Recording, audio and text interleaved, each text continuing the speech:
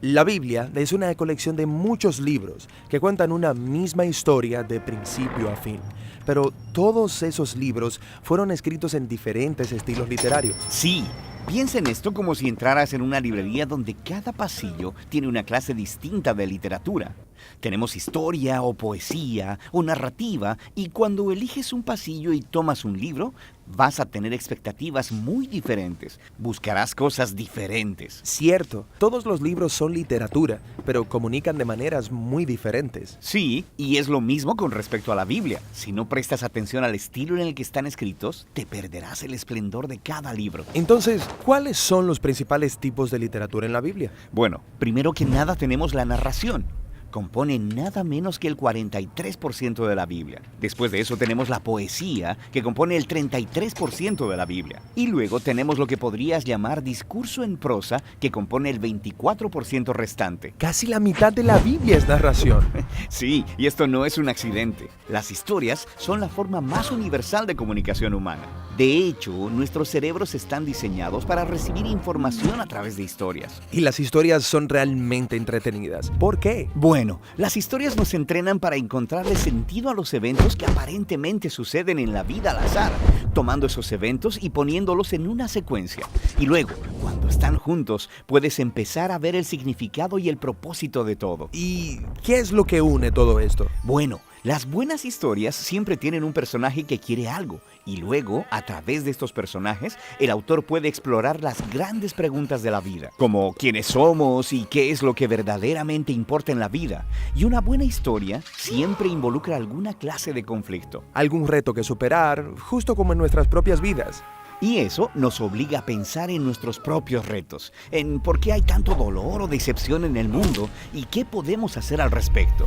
Y las historias usualmente terminan con alguna clase de resolución que nos da esperanza para nuestras propias historias. Ya que estas son historias bíblicas, ¿me muestran los personajes cómo debo vivir? Pues ese no es el punto. La mayoría de los personajes de la Biblia tienen defectos muy profundos. No debería ser como ellos, pero sí debemos vernos a nosotros mismos en ellos, lo que nos ayuda a ver nuestras vidas y nuestros defectos desde una nueva perspectiva. Y sin que te des cuenta, estas historias comenzarán a afectarte y cambiarán la manera en que ves el mundo, a otras personas y a ti mismo. Ahora, hay diferentes tipos de narrativa en la Biblia. Sí, tenemos la narrativa histórica, pero también las parábolas narrativas y las narrativas biográficas cortas, como los 4 evangelios. Los examinaremos en otros videos más adelante. Ok, después tenemos la poesía, que honestamente no leo mucho.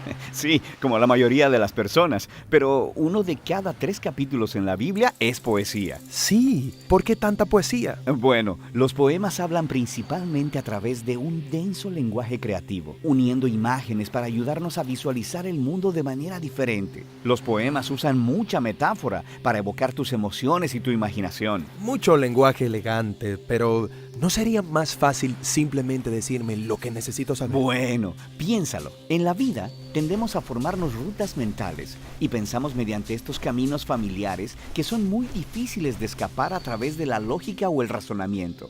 Y lo que hace la poesía es obligarnos a salir del camino que nos es familiar hacia un nuevo territorio. Es astuto. Y hay diferentes tipos de poesía en la Biblia. Hay muchas clases de canciones o salmos.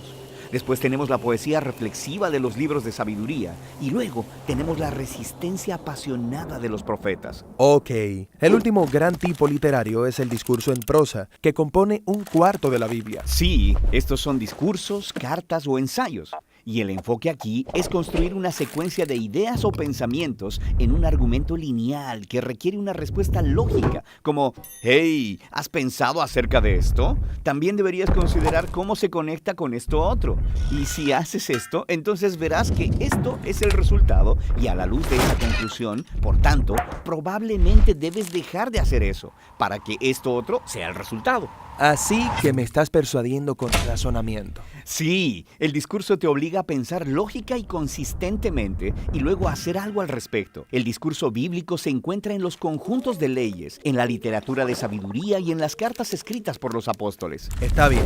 Entonces, cada libro de la Biblia tiene un estilo literario. No, de hecho, la mayoría de los libros tienen un estilo literario primario, como narrativa, por ejemplo. Pero luego, incrustado en la narrativa, encontrarás poemas, parábolas o una colección de leyes. Todo libro bíblico tiene una combinación propia de estilos literarios. Y para leer bien ese libro, necesitas estar familiarizado con cada tipo de literatura y cómo funcionan. Sí, así que sabrás a qué ponerle atención y qué preguntas hacer. Pero antes de que veamos cada tipo, hay una característica más unificadora de la literatura bíblica que es realmente importante y realmente genial. Y eso es lo que exploraremos próximamente.